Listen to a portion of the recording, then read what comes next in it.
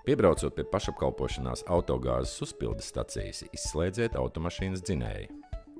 Tad uzvelciet tur noliktos cimdus. Atgādināsim, ka aizsardzības nolūkos cimdus vajadzētu lietot obligāti, jo pistoles uzlikšanas un noņemšanas brīžos notiek sīka, nebūtiska augstas gāzes noplūde. Tad atskrūvēt gāzes uzpildes vāciņu vai uzskrūvēt pārēju. Pielieciet uzpildes pistoli pie uzpildes vietas un nospiediet melno sviru, kas nostiprinās uzpildes pistoli.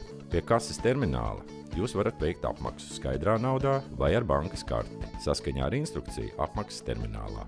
Pēc naudas vai kredītkartes ielikšanas automātā jāievieto ekogāzes klientu atlaižu karte. Ekogāzes klientu karte tās īpašniekam dod papildus atlaidi autogāzei.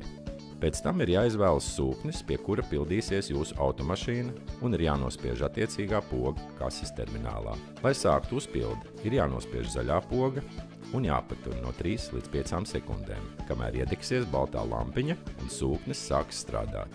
Tad poga jāatlaiž. Uzpildes laikā neturiet zaļo pogu nospiestu. Kad noteiktais autogāzes daudzums būs iepildīts, sūknis pats automātiski izslēgsies. Ja jūs vēlaties uzpildīt noteiktu gāzes litru daudzumu vai par konkrētu naudas summu, tad, lai apturētu autogāzes uzpildi, nospiediet zaļo pogu vēlreiz.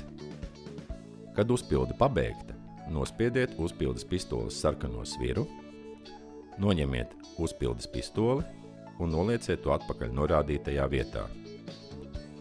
Aizskrūvējiet korķīti uzpildes vietai un nolieciet atpakaļ cimdus vietā.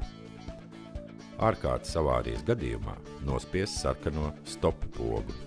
Pirms iekāpšanas automašīnā vēlreiz pārliecinieties, vai ir atvienota uzpildes pistole.